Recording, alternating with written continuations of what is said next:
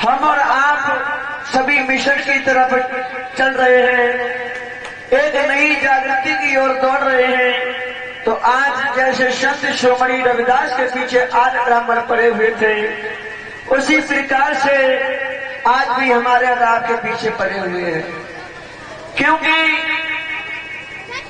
जब जब हमने अपने अधिकारों के लिए आंदोलन जंग किए हैं, तब तब इन आठ ब्राह्मणों ने हमें सताने का काम किया है। उधर जब सारे ब्राह्मणों के कानों में ये चर्चा फैल गई, कहेगा छूत बालक विद्या सिखाने का काम कर रहा है। अरे ये तो जब विद्या सिखा रहा है तो हो सकता है एक दिन हमारे ही ऊपर न कहीं हावी हो जाए। इधर अपने माता पिता का हाथ बटाने लगे रविदास। इनके पिता बहुत बड़े शेठ लाला थे और वहीं पर संत रविदास भी थोड़ा अपने पिताजी का हाथ बटाते हैं। सुबह शाम अपने गुरुजी का ध्यान अपने मूल वासियों को जलाने का काम करते हैं। कथा तो मेरे प्यारे भाई इस तरीका से बताई जाती है, मगर मैं अगर नई प्रगति की ओर ले जाऊं तो आप लोगों की समझ में नहीं आएगा। क्योंकि हकीकत बात लोगों के कम समझ में आती है और भेड़ चाल वाली हमारी समाज बहुत जल्दी समझ जाती है। अब आप लोग सोच रहे हैं भेड़ चाल क्या है? भेड़ चाल उसे कहते हैं, एक बार अकबर का शासन था तो उनका मंत्री था जिसका नाम था बीरबल। बीरबल प्रचंड विद्वान था। एक बार बीरबल से अकबर ने कहा, अकबर लोग ये तो कहते हैं कि भेड़ चाल है, मगर ये भेड़ चाल है तो है क्या, ये समझ में नहीं आता। तो उसी समय बीरबल ने साफ शब्दों में समझा करके कहा, हे बादशाह, इसका उत्तर मैं आपको कल दूंगा। अब ध्यान से सुनना कि भेड़ चाल क्या होती है और वही हमारा समाज आज कर रहा है। जब कहा कि इससे उत्तर का जवाब, इस प्रश्न का जवाब मैं कल दूंगा, तो उसी समय बीरबल वहां से सभा से निकल आए और एक मोची के पास में पहुंच गए जो जूता बनाने का काम करता था, और कहा, भैया हमें ऐसा करो, एक हाथ का जूता बना दो। एकदम से कहने लगा, मोची भैया तुम्हारा दिमाग खराब हो गया? अरे इतना बड़ा व्यक्ति कौन हमारे भारत में पैदा हो गया जो एक हाथ का जूता पहनेगा, और वो भी एक पैर का? बनवा दो, दो बनवाओ। तो बोले, तुम ज्यादा बकवास मत करो, हम जितना कह रहे हैं हमारा उतना काम कर दो। भाई देखिए, दुकान पर जो व्यक्ति होता है, कपड़ा सिले चाहे कोई भी काम करे, उसका तो काम करने से मतलब है, चाहे उस पर कुछ भी बनवाओ। उसने सोचा कि भाई हमें तो पैसा मिल ही रहे तो हमारा क्या जा रहा, हम तो बना कर दे देंगे। अरे तो दो हाथों को बनवा ले, हमसे क्या फर्क पड़ रहा है। तो उसी समय मोची ने एक हाथ का जूता बना दिया, और जूता बना करके जब बीरबल को दिया तो बीरबल ने पैसा दिया, और उस जो जूता था एक हाथ का, तो उसे कंधा पे लेकर के आज उसी बादशाह की सभा की तरफ चल पड़ा। जैसे ही कुछ लोगों ने देखा तो कहने लगे, अरे भैया बीरबल साहब ये क्या ले जा रहे हैं, ये तो इतना बड़ा जूता हमने पहली बार देखा है, इसकी मतलब समझ में नहीं आ रही कौन है ये, लाओ परिचय करते हैं इसके बारे में। तो कुछ लोगों ने मतलब शंका हुई कि एक हाथ का जूता इतना बड़ा कौन पहन सकता है भला। उन पर नहीं रुका गया तो बीरबल से कहा, हे बीरबल, कहने लगे क्या बात है, ये जूता किसका है? बीरबल कहने लगा, तो मैं क्या लेना देना, अरे चाहे जूता किसी का हो, इससे तुम्हें क्या मतलब? बोले नहीं, पहले बताओ ये जूता है तो है किसका? तो उसी समय कहने लगे तुम नहीं मार रहे हो, पूछ रहे तो हमारों का जाता हम बता दे रहे हैं। आज हम रात को जब सोए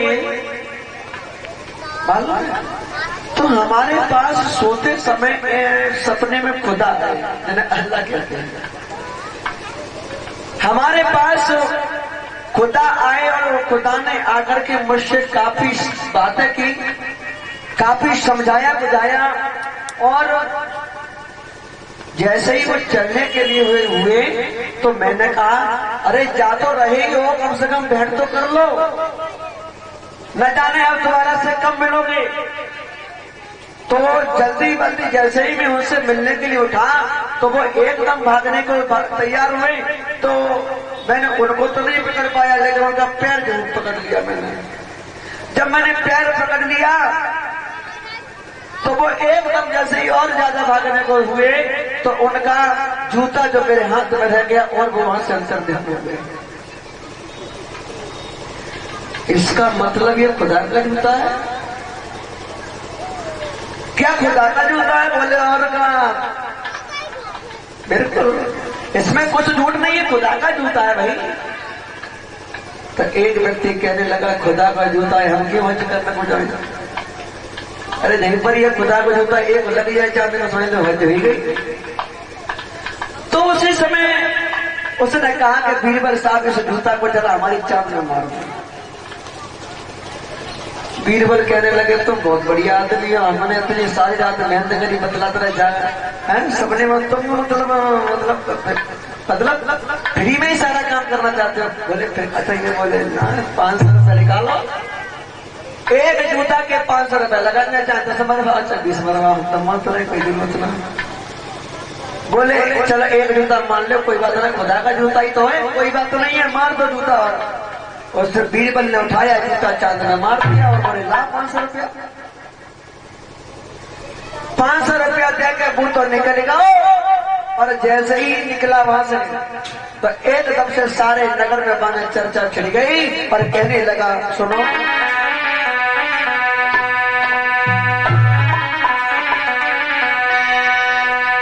सुनियो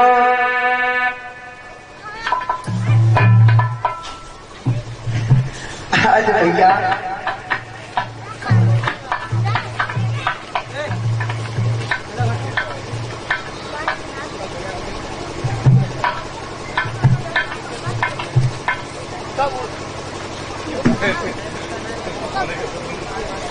उसी समय खुदा का जूता देख करके सारे नगर में हल्ला हो गया। जब सारे नगर में हल्ला हो गया और उधर धीरे धीरे करके जो आता है वही कहता है कि भैया मेरे सर पे जूता मार दो और 500 रुपये ले लो। बीरबल जूता मारते मारते थक गए, लेकिन प्रजा नहीं रुकी। सारी नगर की चर्चा फैल गई तो सभी लोग लाइन लगा करके जूता खाने को तैयार हो गए। जब सारे नगर में जूता खाने के लिए तैयार हो गए तो ये खबर जाकर के जब बीरबल को अकबर को मिली है तो अकबर से कहा महाराज आपको नहीं मालूम है, आपके जो महामंत्री हैं जिनका नाम है बीरबल, उनके पास खुदा का जूता है, चलो थोड़ा बहुत हम भी चलते हैं, चलो तुम भी, खुदा का जूता है क्या है? बोले अच्छा। जब ये सारे नगर में चर्चा पहुंच गई, यहाँ तक अकबर को भी मालूम पड़ गई बात क्या बीरबल के पास खुदा का जूता है, लेकिन जानता कोई नहीं है कि बीरबल जाना कि बीरबल की यहाँ तो जाना है। मगर ये बीरबल को अकबर के आंखों से पर्दा जो लगी थी वो हटाने का काम कर रहे थे। और जब ये सारे नगर में चर्चा छिड़ गई तो उसी समय कुछ लोग कहने लगे भैया तुम्हें मालूम है बीरबल के पास में क्या है? बोले क्या है? सुनो तो सुनियो भैया क्या मालूम है? अरे सुनियो मेरे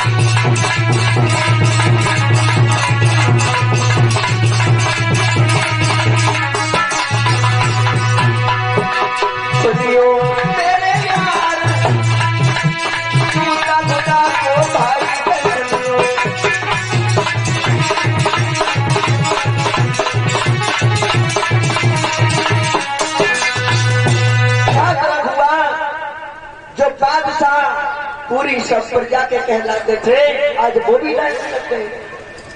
जब अकबर शाह का नंबर आया तो कहने लगे बीरबल ये क्या है जो तुमने हमें भी लाइन में लगा लिया।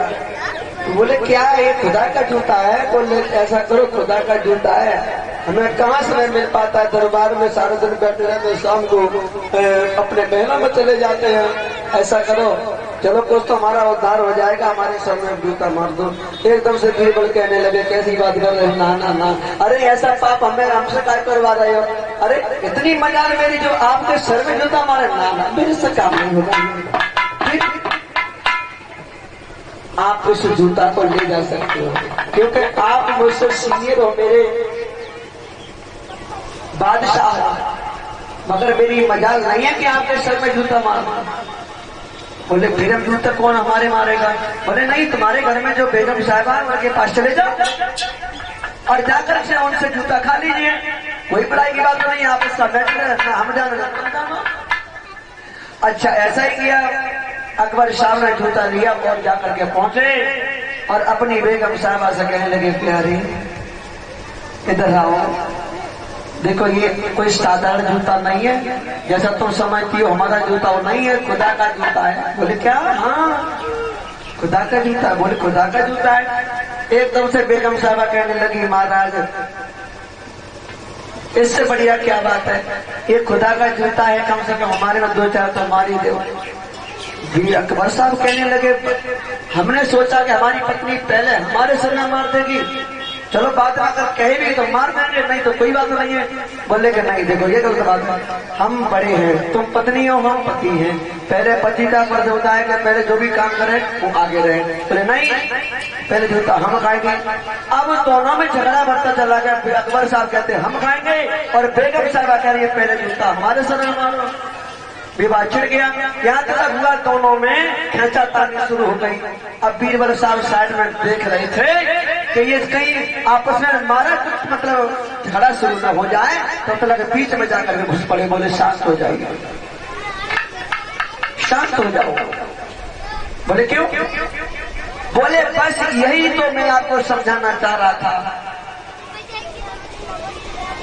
यही तो आपको समझाना चाह रहा था कि इस संसार में जो तुम कह रहे थे भेड़ चाल क्या है, ना तो जूता खाने वालों की कमी और ना पैसे देने वालों की कमी है, क्योंकि इस मोह माया ने न जाने किन किन को बिगाड़ दिया है। बताया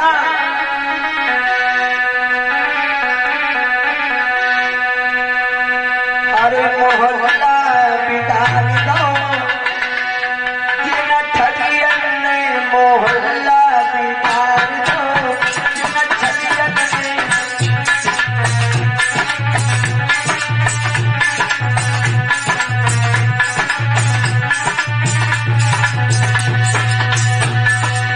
जिन ठगियन ने, जिन ठगियन ने, जिन ठगियन ने देश को राम बनाए दो, मोहल्ला बिगाड़ दो।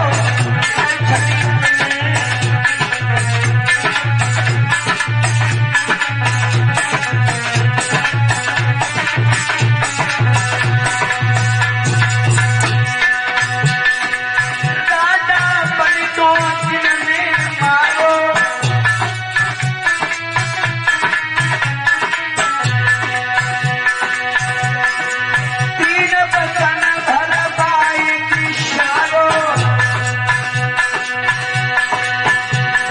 रंग बनाए दो,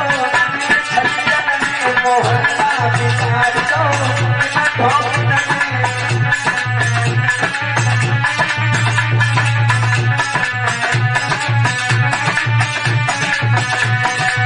और किसी के माला है शब्दों की ऋषि को इन्हें मारो,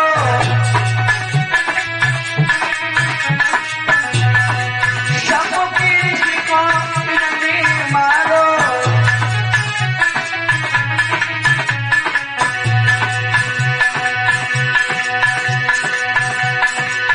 फूटो दोषी लगाए दो, मोहल्ला बिगाड़ दो।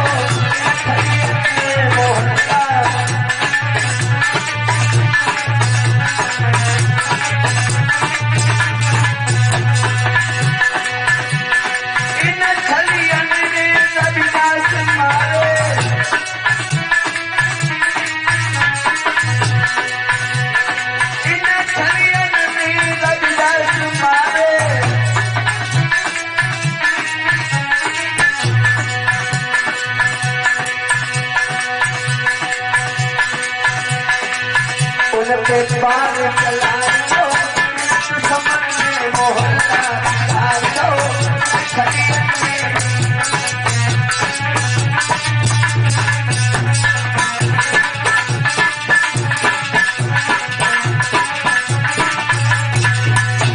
मोहल्ला बिगाड़ दो, मोहल्ला बिगाड़ दो।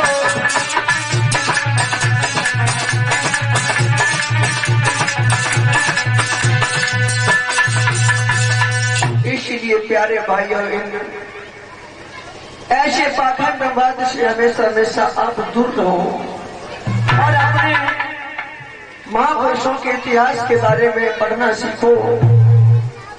अगर नहीं पढ़ सकते तो अपने बच्चों को पढ़ाओ और उनसे इतिहास के बारे में जानकारी लीजिए। इधर तो ये खबर सारे मांडूर नगर में फैल गई कि रविदास जो है विद्या को सीख कर आए हैं।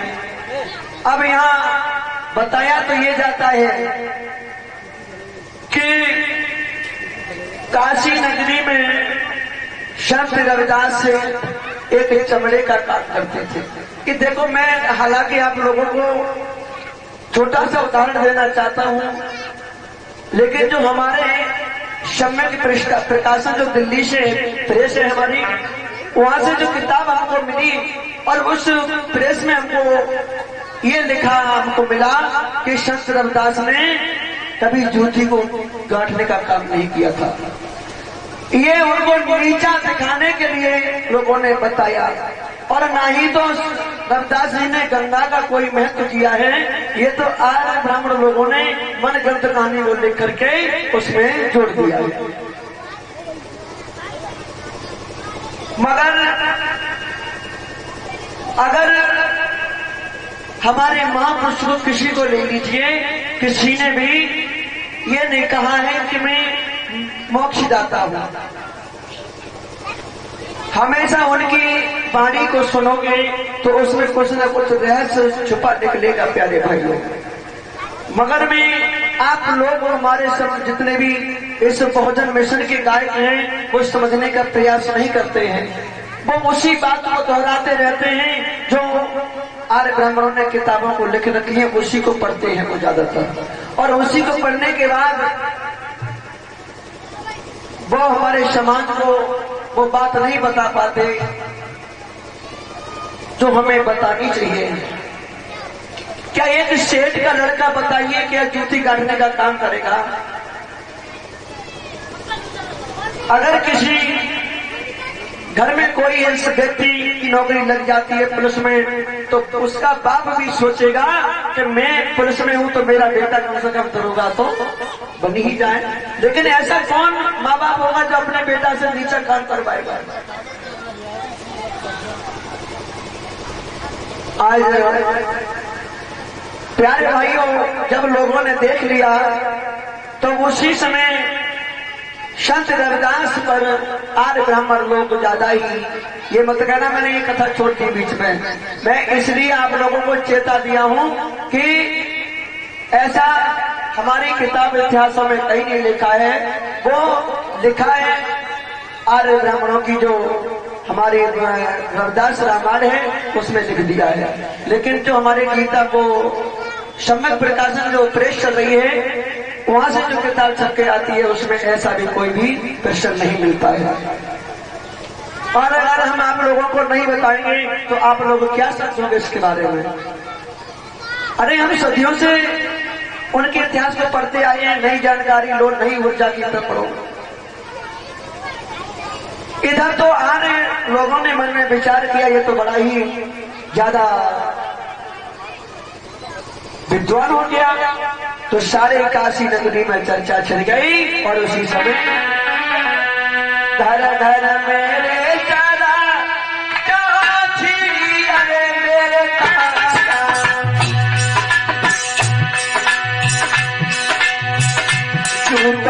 अरे मेरे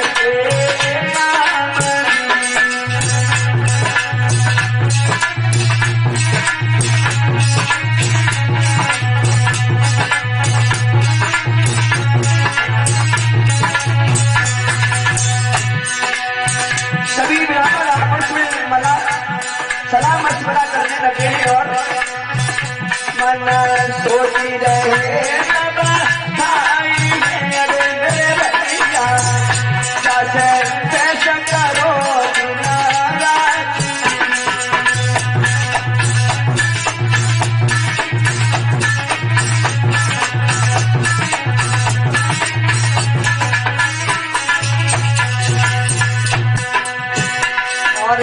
कैसे करो हम सब ही करेंगे भैया क्या कहोगे हमारा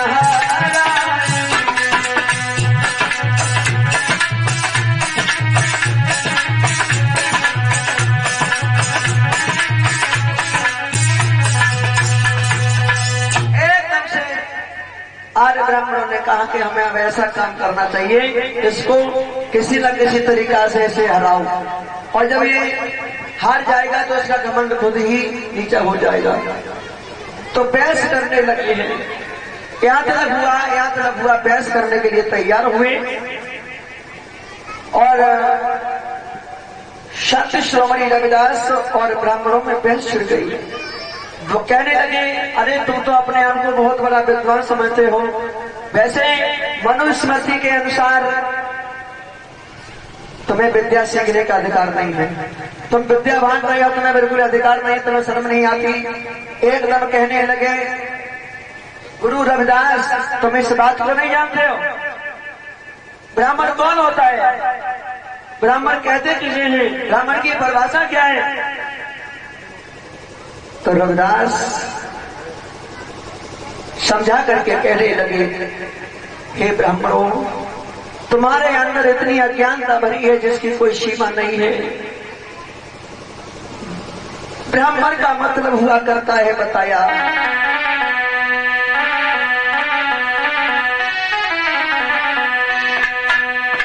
इशारे वेद पुराण को जाने शास्त्र बता,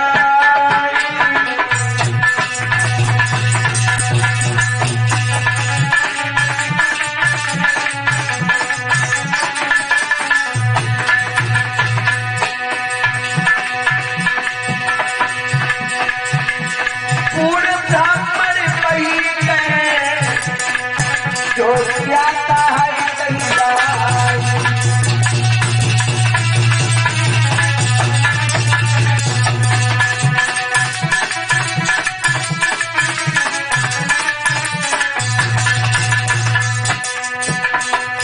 जब ये बात कही तो फिर समझा करके कहने लगे, यार ब्राह्मण तब ही फिर सन करने लगे सुनियो रविदास पाता,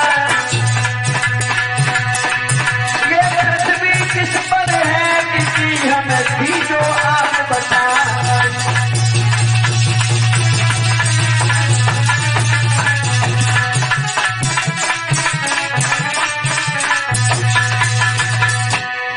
ये धरती किस पर है किसी भी जो आप बता।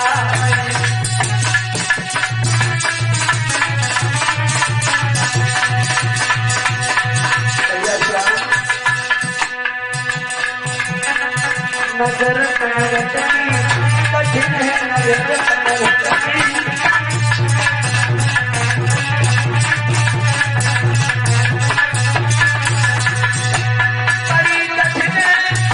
बड़ी कठिन है नजर कठिन है नजर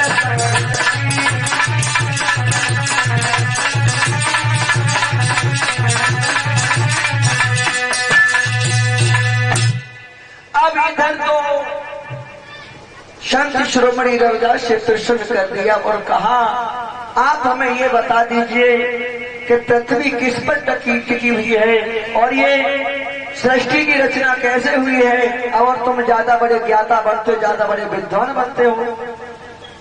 तो रविदास ने सीधी वाणी से कहा, हे ब्राह्मणों अगर तुम यही पूछ रहे हो तो मैं आपको बता रहा हूं, आप तो अपने अनुसार कैसे भी लेखन करते हो हमें नहीं मालूम, मगर एक बात तो बता दें, ये पृथ्वी सूर्य चंद्रमा नवग्रह जितने भी हैं ये एक दूसरे के चक्कर लगा रहे हैं और ये चिमक की तरह चिपके हुए हैं। कोई किसी का चक्कर लगा रहा है, कोई किसी का चक्कर लगा रहा है। प्यारे भाइयों, जब ये बात सुनी तो कहने लगे, आप ये बता दीजिए भगवान किसे कहते हैं? यही बात भगवान बुद्ध ने किससे पूछी थी? आधार कलाम से, कि दुखों का कारण क्यों है भगवान को इंसान पूजने वाला? भगवान को पूजने के बाद में इंसान को कोई दुख नहीं होना चाहिए, मगर दुख भी रहता है और मर भी जाता है। तो उसी समय ये प्रश्न उन्हें नहीं मिला और उसका उत्तर उन्हें स्वयं ही मिल गया था। कब मिला था? क्या बता सकते हैं आप लोग? नहीं, उन्हें ये उत्तर का जवाब खुद ही जब मिला था, जब सुजाता ने जब खीर खिलाई थी, सारा शरीर सूख गया था, तब उन्हें ये ज्ञात हुआ था अगर कोई सबसे बड़ा दुनिया में भगवान है तो वो अन्न देवता है, जिससे हमारा जीवन का पालन कर रहा है। और यही बात हमारे संत शिरोमणि रविदास बता रहे हैं। उन्होंने भगवान की परिभाषा पूछना चाहिए, भगवान कहते किसे हैं? तो यही कहा, अगर भगवान की परिभाषा पूछ रहे हो तो हम आपको बता रहे हैं। तब ही रविदास कहने लगे, सुनियो बात हमारे, पासे भूमि को कहे, दासे गगन कहा, नासे नीर कहा तुहे, जैसे नर नार जीवित हो जाए, और पासे वायु है यहाँ जो जीवित है इंसान। हर इंसान के अंदर अगर पानी नहीं मिले, एक भी अगर कोई चीज ना मिले, चाहे हवा, चाहे पानी, चाहे सूरज, किसी की अगर छाए नहीं मिले, अगर हम प्यासे हो, गर्मियों के महीने में देखा हुआ बैसाख के महीना में कितना पानी पी जाते हैं हम तुम। अगर उस समय हमें पानी नहीं मिले पीने के लिए 4-5 दिन, तो क्या रह सकते हो? हमारा जीवन संभव नहीं है, क्योंकि हम पहले के जो लोग थे हमारे बुद्धकालीन, उस समय पर पृथ्वी की जब कदम रखा करते थे चारपाई से उठ करके, तो पृथ्वी के पैरों को छुआ करते थे। क्यों? इस पृथ्वी पर हमने जन्म लिया है, ये हमारी कौन है? जन्मभूमि। जन्मभूमि भी कह सकते हैं और हम इसे मातृभूमि भी कह सकते हैं, जिसने हमको जन्म दिया है और ये हमारा लालन पालन कर रही है। नहाते थे, नहाते समय पर सूर्य को पानी देते थे कि हे सूर्य देवता, जो तुम्हारी किरणों के द्वारा हमारे जीवन का पालन पोषण हो रहा है। वायु की दिशा में देते थे सुबह की, तो हम सुबह सुबह, आज के लोग क्या है मालूम है? पहले के जो लोग थे सूरज निकलने से पहले उठ जाया करते थे, मगर आज का जमाना बहुत बदल गया। लोग अब तो ये इंतजार करते हैं कि सूरज कब निकले, लेकिन आज सूरज तुम्हारी प्रतीक्षा कर रहा है जगाने की। पहले लोग सूरज की प्रतीक्षा करते थे, लेकिन आज सूरज कर रहा है। बदलाव यहां पर हो चुका है भैया। तो कुल मिलाकर के 5 भूमि, गगन, वायु और नील, ये 5 पदार्थों को मिलाकर के मेरे प्यारे भाइयों भगवान कहा गया। एकदम से फिर कहने लगे ब्राह्मण, अरे तुम ये क्या कर रहे हो? अरे भगवान वो फिर को बताने लगे, जो 24 अवतार है उनको बताने लगे। रविदास ने कहा वो तो एक हमारी तुम्हारी तरह इंसान है। अवतार का मतलब क्या होता है? अवतार, तार यानी प्रकृति की देह से ऊपर से जो कोई प्रकट हो उसी को कहते हैं अवतार। मगर ऐसा कोई भगवान नहीं है जिसने अपने माता पिता की कोख से जन्म नहीं लिया हो। ऐसा कोई भगवान हुआ ही नहीं। प्यारे भाइयों, इधर भैंस इतनी छिड़ गई, ज्यादा छिड़ती चली गई और यहाँ तक हुई सारे खबर नगर में चर्चा छिड़ गई कि रविदास बहुत ज्यादा प्रचंड विद्वान हो चुके हैं। उसी समय आर्य ब्राह्मणों ने मन में सलाह करी है और सलाह करने के बाद बोले,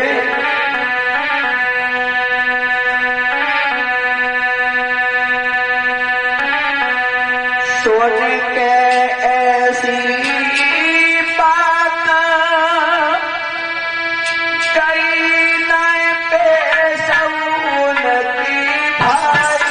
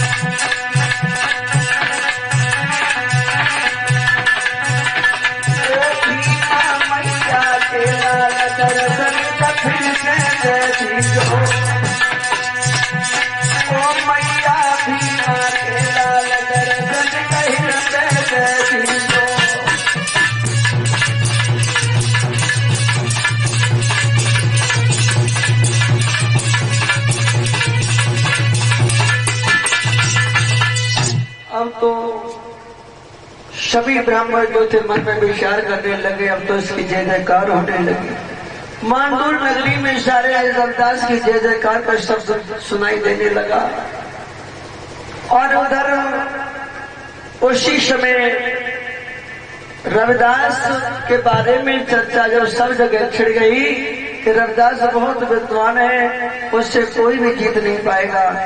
लेकिन ब्राह्मणों ने पीछा नहीं छोड़ा। जब पीछा नहीं छोड़ा है तो उसी काशी नगरी के जो राजा थे और उन राजा के पास में जाकर के हम लोगों ने सलाह मिलाई है और कहा कि आप ही हमारी समस्या का निदान कर सकते हो।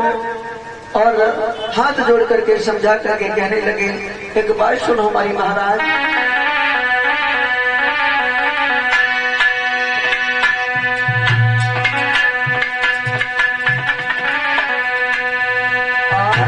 तब दोनों जोड़े हाथ कह रहे ब्राह्मण जोड़े पानी।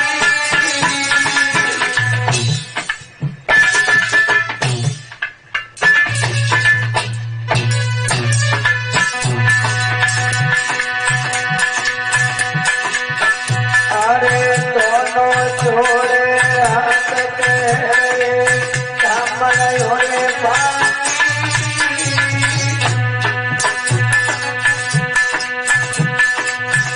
अब करियो कोई उपाय जग में हो बेटी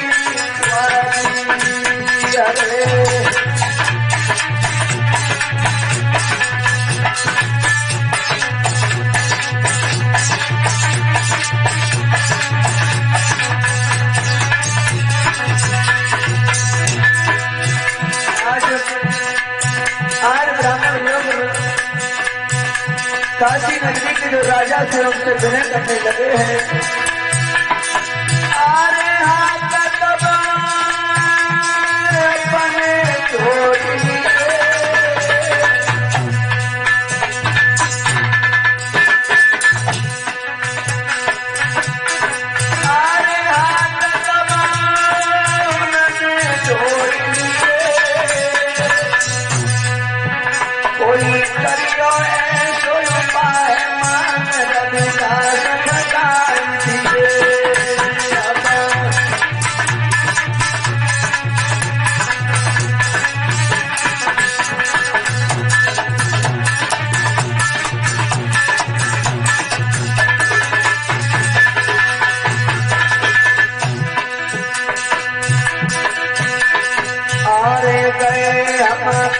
में आया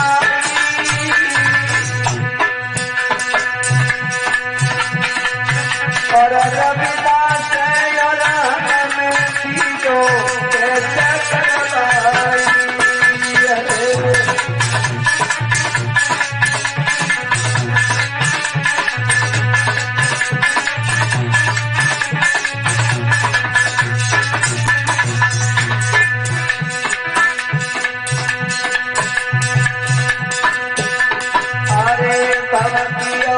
राजा थोड़े हीरो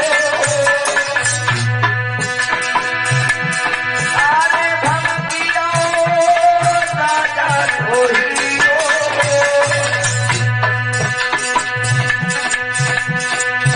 जब हाथ गई राजा ने समझ आए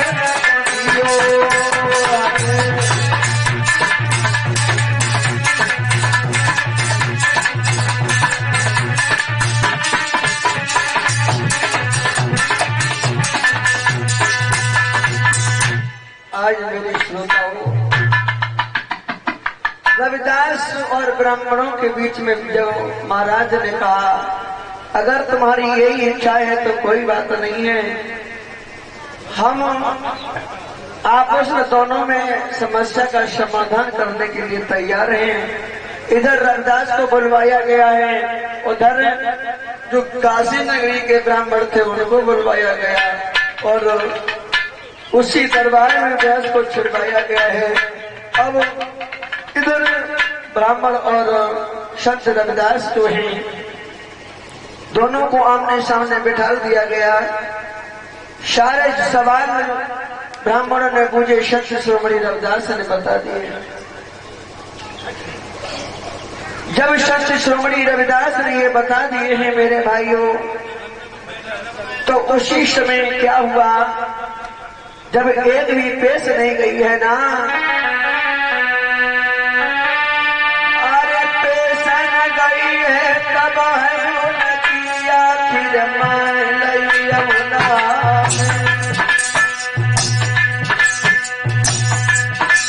और शरत एक राजा तो हम समझा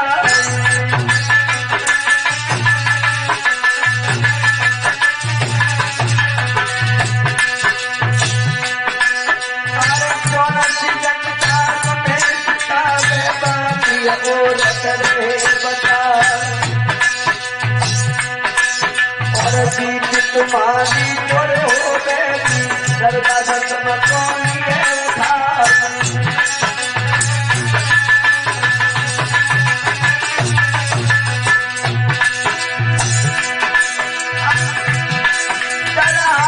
तुम जो है ब्रह्म तो हमसे साथ बताए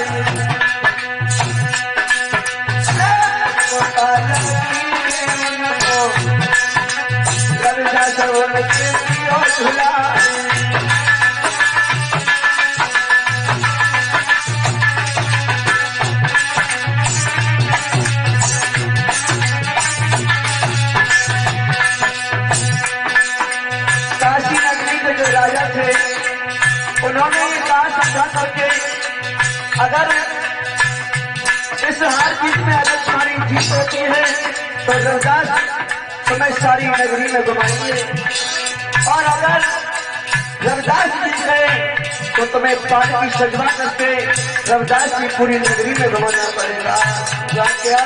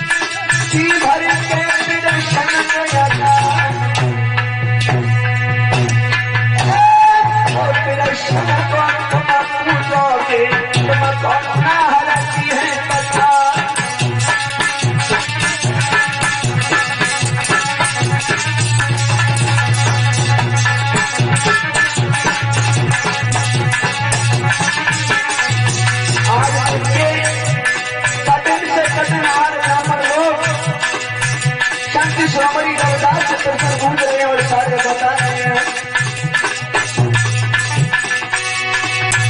अरे की है आखिर पानी रही है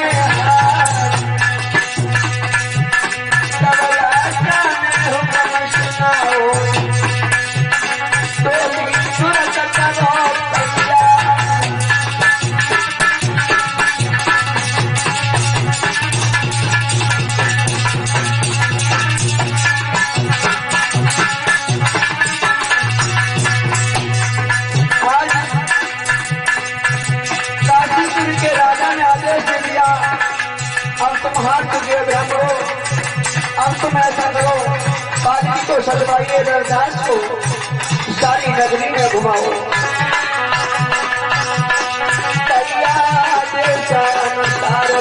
चप्पल की जगबाई भैया आदेश के अनुसार तुरंत पालकी सजाई है।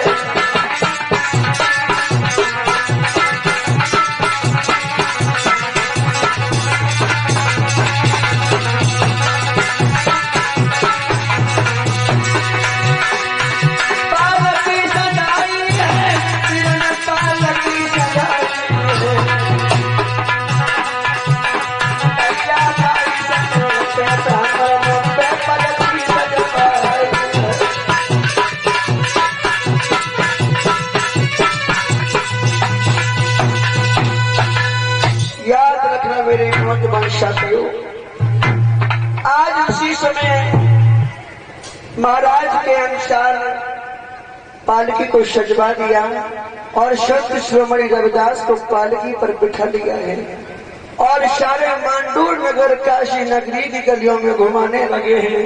बोलिए संत शिरोमणि रविदास की।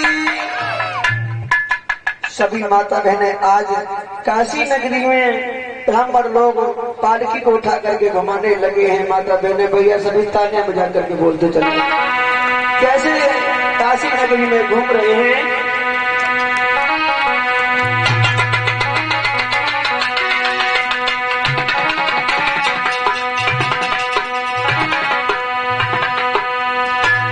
आज बड़े प्रेम से ही सब लोग मन में हंसा रहे हैं। ओ ना लई पालकी उठाई नगर में ले जाई पालकी लई सजाई।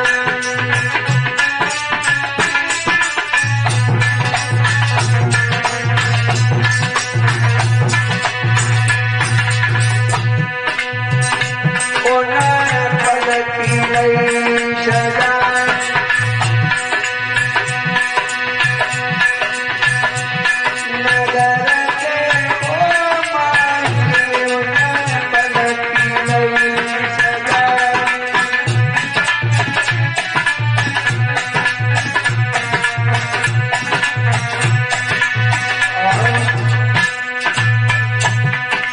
सारे नगर में पलकी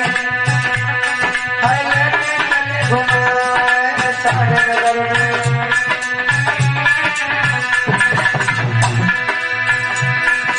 पलकी को उठाए भैया दर्शन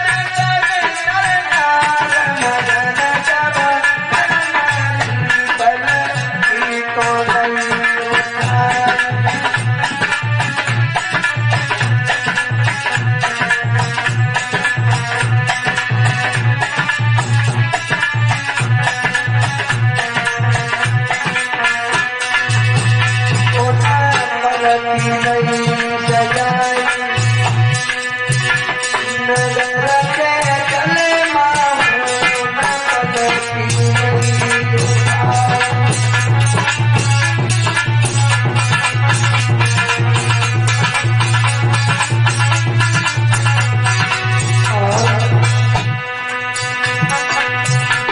अरे संतन के भगवान संता बैठे तलकिया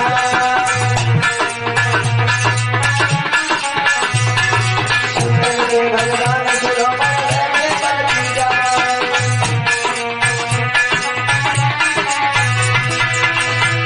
अरे जितना घमंड तो है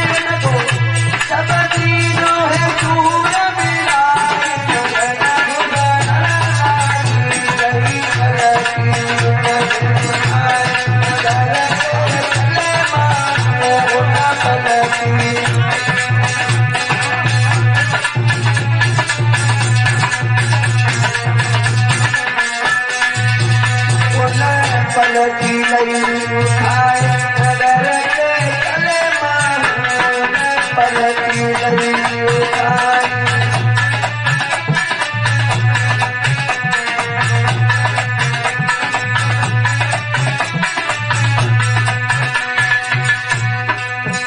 मेरे प्यारे भाइयों, सारे नगर में उस बालिकी को घुमाया गया है बड़े ही हर्षोल्लास के साथ में। रविदास जी को बड़ा स्वागत सम्मान किया जा रहा है। जय बोलो हरमा के लाला की जय बोलो, जय बोलो हरमा के भैया की जय बोलो जय।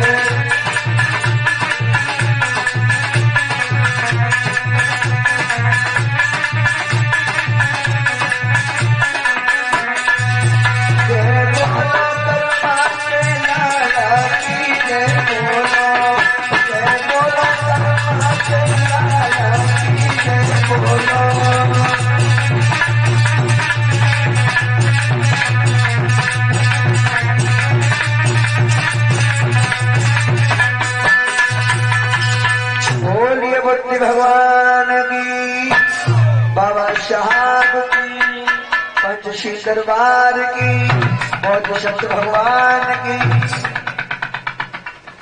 इस तरीका से हमारे शब्द सुमन दरदास को आज संतों के भगवान की उपाधि मिल गई, मगर सारे ब्राह्मणों का जो घमंड था सारा ही चूर कर दिया। ऐसे ऐसे महापुरुष हमारे समाज में हुए, मगर आज की हमारी माता बहने भैया लोग नहीं समझते इस बात को।